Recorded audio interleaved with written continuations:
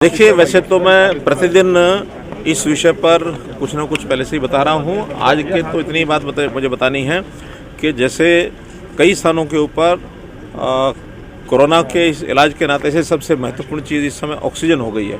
तो ऑक्सीजन की जो तरल ऑक्सीजन है, लिक्विड ऑक्सीजन है, उसकी मात्रा पहले कम थी। केंद्र सरकार ने हमारा कोटा बढ़ा दिया है, लेकिन वो आएगी, सब बढ़ा हुआ कोटा उड़ीसा से आएगा।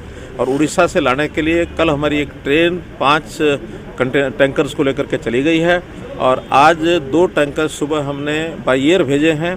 अब 1 दिन के बाद अथवा 2 दिन के बाद तुरंत वहाँ से जैसे चलेगी और यहाँ कम से कम 36 घंटे लगते हैं वहाँ से यहाँ पहुँचने में गाड़ी को। तो आज मुझे लगता है वहाँ से चलेंगे तो 36 घंटे के अंदर अंदर ऑक्सीजन हमारी हो जाएगी, पर्याप्त हमको मिलेगी। एक कंटेनर हमारा वहाँ से पहले से जो चला हुआ था वो आ भी गया है, इसलिए आज थोड़ी सी हमको राहत ज़रूर है।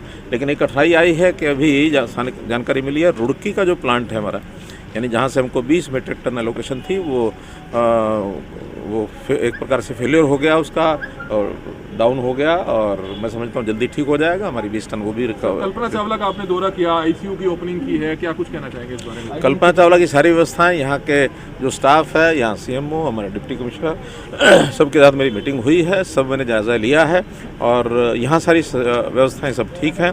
ऑक्सीजन की सप्लाई भी टाइम से हो जाती है, किसी को कठिनाई नहीं आ रही है।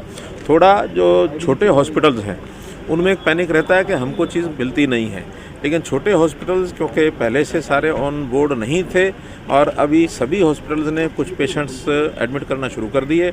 आज हमने व्यवस्था बनवाई है सारे प्रदेश में कि छोटे हॉस्पिटल भी जो अपने आप को रजिस्टर कराएंगे सीएमओ के साथ, केवल वही कोविड के पेशेंट्स को और अपने एडमिट कर। सर, आप प्रदेश के मुखिया हैं, आप किस तरीके से सुनिश्चित करेंगे कि हर व्यक्ति को एक बेहतर इलाज मिले पूरे हरियाणा के अंदर? लगातार हम प्रयत्न कर रहे हैं, क्योंकि ये बीमारी, जैसा मैंने पहले बताया कि एक अनुमान के हिसाब से इसकी संख्या बहुत बढ़ेगी, ये तो ध्यान में था, लेकिन इतनी ज़्यादा बढ़ेगी। पिछली बार की जो संख्या 3100 थी और वो 12000 तक पहुंच गई है, 4 टाइम्स। तो 4 टाइम्स बढ़ने के बाद एक प्रेशर बहुत पड़ा है, लेकिन उस लिमिटेशंस के अंदर हम सबकी व्यवस्थाएं देख रहे हैं। मोर ओवर जो दिल्ली का पेशेंट है बड़ी संख्या में, वो भी हमारे चाहे गुरुग्राम है, फरीदाबाद है या सोनीपत है, इवन जीटी रोड पर सब जिलों में, यहाँ करनाल में भी। आज ही मुझे एक फ़ोन दिल्ली से आया कि हमारे एक पेशेंट हैं और उनको इलाज के लिए थोड़ी सहायता चाहिए। जैसे अभी दवाइयों की थोड़ा मारामारी है, उसमें विशेष तौर पर 2 रेमडेसिविर और कल्पना चावला मेडिकल कॉलेज ने 1 साल पहले एम्बुलेंस मांगी थी, सिर्फ 1 एम्बुलेंस है उनके पास। जब से अस्पताल बना है 100 मॉनिटर मांगे थे, वो मॉनिटर नहीं लिए गए। कहीं ना कहीं व्यवस्था को सरकार और प्रशासन दोनों ही संभाल नहीं पाए, भांप नहीं पाए।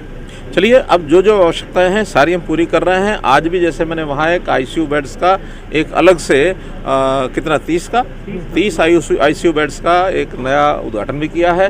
90 आईसीयू बेड्स पहले भी थे, अब 120 आईसीयू बेड्स हो गए हैं और 20 और भी यहाँ आने वाले हैं। इतना बड़ा आईसीयू बेड्स का जो इतना बड़ा सिस्टम तो अभी पीजीआई में, रोहतक में भी नहीं है। सबसे बड़ा आईसीयू बेड का जो सिस्टम है वो हमारे किसान अभी भी महापंचायत कर रहे हैं सर, किसान अभी भी महापंचायत कर रहे हैं। सर, दूसरे राज्यों को कितनी ऑक्सीजन दे रहा है हरियाणा? हरियाणा नहीं दे रहा है और दूसरे राज्यों? सुनिए, ऐसा नहीं है, ये ऑल इंडिया का एक सारा सिस्टम है। केंद्र सरकार इसको तय करती है और केंद्र सरकार से तय होने के बाद जो कोटा जिसका निश्चित होता है वो कोटा अलग अलग स्थानों पर जाता है, क्योंकि ये जो सारी इंडस्ट्री है ये केंद्र सरकार के अंदर आती है। हमें इसका कोटा जो पहले 162 मीट्रिक टन मिला हुआ था वो बढ़कर के 232 मीट्रिक टन हो गया है। हमने 300 मीट्रिक टन की अपनी आवश्यकता ये बताई हुई है। 2-3 दिन में 262 आने के बाद हमको पूरा पता लगेगा कि इसमें हमारा काम चल रहा है कि इसमें और तेजी करनी है। हम चाहेंगे कि ऑक्सीजन का कोटा हमारा ज़्यादा बढ़े। किसान अभी भी महापंचायत कर रहे हैं। विपक्षी नेता लगातार आरोप लगा रहे हैं कि बीजेपी के जो नेता हैं वो इलेक्शन में बिजी रहे और पहली वेव के बाद सेकंड वेव के दौरान कोई इंतजाम नहीं किए, जिसके कारण ये सारा कुछ हो रहा है। विपक्षी नेताओं को इस संकट की घड़ी में भी राजनीति ध्यान में आती है। हमारा निवेदन है कि संकट की घड़ी है, राजनीति से ऊपर उठ करके सब लोग मिल करके इस कोरोना की लड़ाई में। नमस्कार, मैं हूं मानक गुप्ता। अगर आपको हमारा ये वीडियो पसंद आया हो तो इसे लाइक और शेयर जरूर करें और हाँ, हमें सब्सक्राइब और फॉलो करना ना भूलें ताकि आप देश और दुनिया की कोई खबर मिस ना करें। तो जुड़े रहिए हमारे साथ और देखते रहिए न्यूज़ 24।